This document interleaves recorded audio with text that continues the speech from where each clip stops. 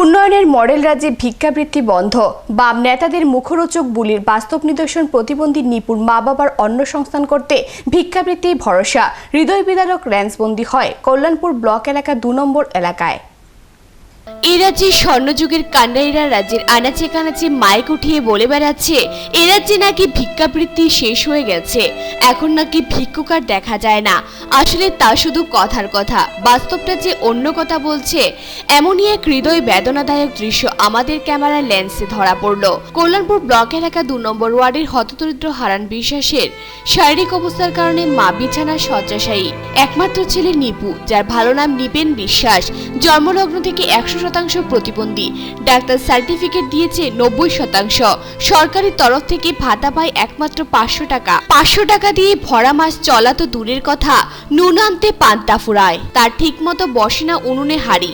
তাই ভিক্ষাবৃত্তি করেই মা বাবার মুখে তুলে দিচ্ছে দুবেলা দুমুঠো ভাত।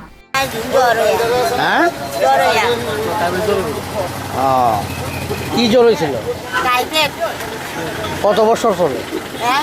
কত বছর আগে ছিল? শুরু সময় যে সময় ৩.৫ বছর বয়স সেই সময় সরকার থেকে। তোমার পার্সেন্টেজ কত? ৯০%।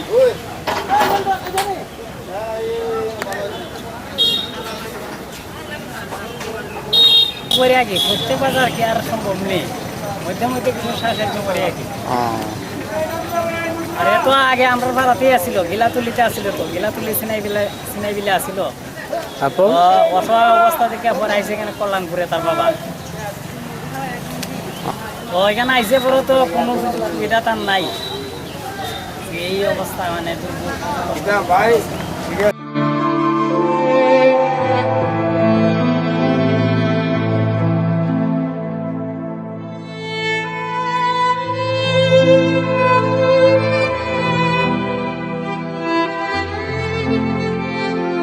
কল্যাণপুর থেকে বিধান ভট্টাচার্যের রিপোর্ট, সংবাদ ত্রিপুরা।